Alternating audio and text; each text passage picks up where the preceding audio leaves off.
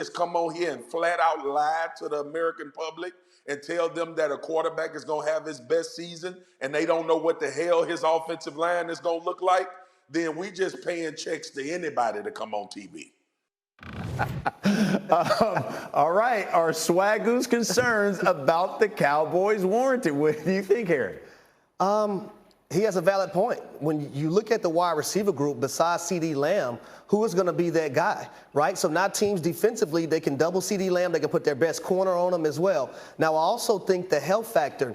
Is Ezekiel Elliott going to be healthy? Is Tony Pollard? Is that run game? Is Kellen Moore going to be able to design more creative runs to make sure that run game is valuable? And then last but not least, you look at the offensive line.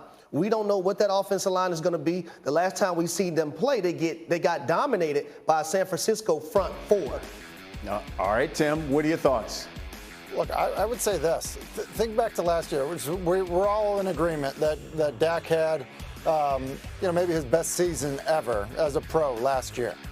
That was coming off of a massive injury that led him to miss a bunch of the offseason, which then led into a shoulder injury throughout training camp. And he played last season where he only had one offensive lineman start every single game last year. And now we're all of a sudden panicked that Dak Prescott is not going to have a good year. Like, why isn't he more set up for success this year than he was a year ago when we weren't even sure when he was going to be ready to participate, in off-season practices? So I actually think Dak is going to have a great year. Look, is it perfect to lose one of your best wide receivers? No. Will they find guys? I believe they will. I think they run the football better. I think they have a better sense of what their backs can do. And I think Dak Prescott is a really good quarterback and is going to have a great season. Yeah, and I think we talk a lot about Dak, and certainly some of the focus needs to be on Zeke Elliott. What kind of Zeke Elliott are they going to get out of there? Which team do you think is best positioned then to win the NFC East area? I'm going to go with the Philadelphia Eagles. When you look at this team, especially offensively, they had the number one rushing offense in the National Football last year. That's not going to drop off because I think they have the best offensive line. If not in football, they're top two or top three. Not to mention, I think their wide receiver core in this division is the best. The addition of A.J. Brown, a guy that's a big body guy that you can just throw the football up to and say, you know what, go get it for me, make a play. He's that type of guy.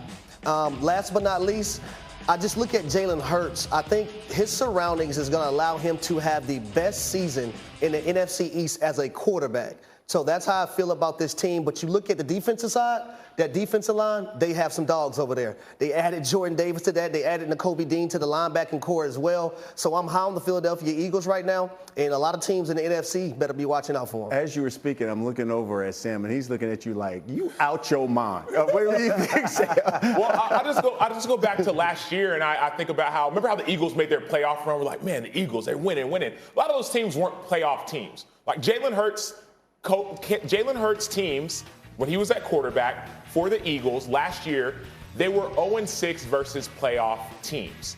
And so, yes, they got better defensively and offensively.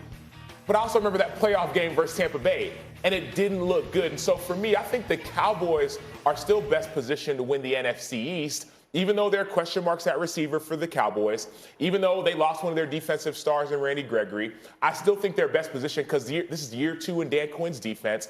And in all reality, Dak Prescott, I believe, is a better quarterback right now. Tim, let me give you the final word on this. Which team is in the best position to win this division? I remember we had the discussion, and you said the one concern you had with Jalen Hurts was the pocket presence sometimes with him, obviously in the accuracy. But what do you think? Well, here's what I would say is, the far and away best quarterback in the division is Dak Prescott, far and away, in terms of, everything that he can do as a player, how good he is pre-snap, how good he is post-snap, how good of a passer he is. And truth be told, in the NFL, you still need to be able to do that. And so, look, I'm going to give the advantage overwhelmingly to Dallas in that area. And I think Dallas, let's not forget how much they improved a season ago on the defensive side of the ball. And there's no reason to believe that they're still not getting better. After injuring his knee, that cut block by Bengals tight end Thaddeus Moss on Sunday night.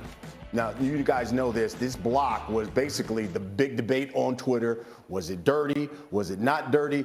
Graz, you talk to coaches, you talk to front office personnel every day. What was their reaction? Yeah, didn't detect much of an uproar over this. I mean, I didn't hear anything really from the Giants to indicate that they were upset. I didn't hear anything from, people I talked to who know Kayvon Thibodeau.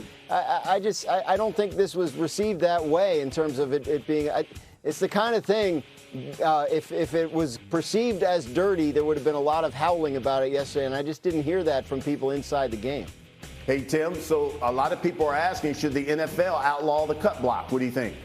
Well, I would just say this. One, it's not illegal and it's not dirty, and it's really what it is. It's split zone. Like that's the run, and everybody in the league runs it. It's how everybody in the league blocks it. I would say this, and I have not heard this come up yet. That block is actually outlawed in college football this upcoming season. Like it's a rule change this year. It's not allowed in college football, and so I do think that, as we talk about, are things trickling up in pro football, meaning we're seeing more Saturday offenses on Sunday, or do things, technically trickle down? The truth is they both influence each other. College football has made this an illegal block. I think ultimately it ends up being an illegal block in the pros. The question ends up being is that now you have a tight end, with the offense, call him 250 pounds, sprinting across the formation to kick out a defensive end who maybe weighs 270 pounds. That is a really big collision for a guy that is going to stay up. And so now all of a sudden you're trying to take the head out of the game. That's a huge collision with two large guys. And so I think the NFL, has to think about, hey, protecting the knees is one thing, but they've also been trying to take the head out of, a lot of these plays as well in terms of, significant collisions. All right, let's bring the debate back in here. Harry, give me your thoughts. You guys play. Yeah. You're a receiver. Yeah. That dirty? Not dirty. No, it's not a dirty play at all. And I have been that guy in a wing position coming back to slice a defensive end on the line of scrimmage. And I'm going to tell you right now, I weigh 180. I'm not going head up and face-to-face with a defensive end to block him. That play probably happens 15 or 20 times throughout an NFL weekend.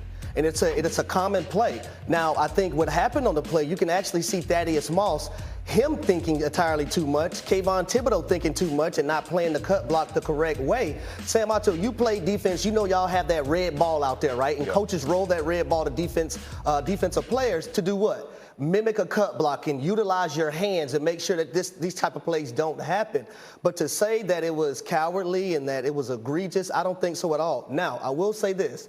A lot of people want to ban this. I have an issue with a guy like Chris Godwin catching a football across the middle of a football field and not seeing a defender coming, and that defender sawing his leg off and tearing his ACL.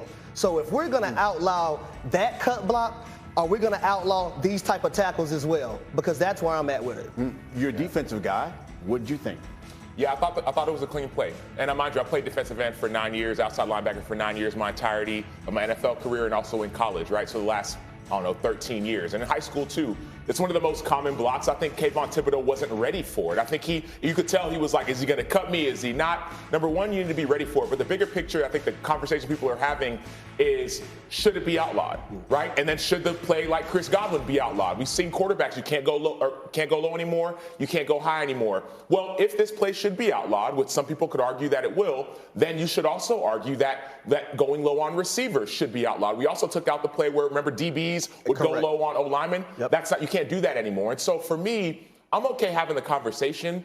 I just don't like the fact that it's so much in retrospect. Because if the play was played correctly, this would be a non-conversation, right? This play, the 15, 20 times every weekend that this play happens, it's a non-conversation until it's played incorrectly, then it becomes a conversation. So if we want to, let's make a change, but let's make it across the league, not just, because this guy got hurt for defensive ends. No, receivers as well. And at the end of the day, football is football. And we got to understand, football is going to be played. It's going to be a physical sport. Let's not just try to outlaw everything just because something like this happens. Raj, you got to find a word? The legality of the play depends on where on the field it happens. The league expanded the zone in which cut blocks are illegal last year. So to Tim's point, it's about momentum and speed. The further away you are from where the snap takes place, the more illegal it is, right? Because you get up more speed. Right? So that play is legal where it took place. But if it happened outside the tight end box or more than 5 yards down the field, it would not have been. Good point.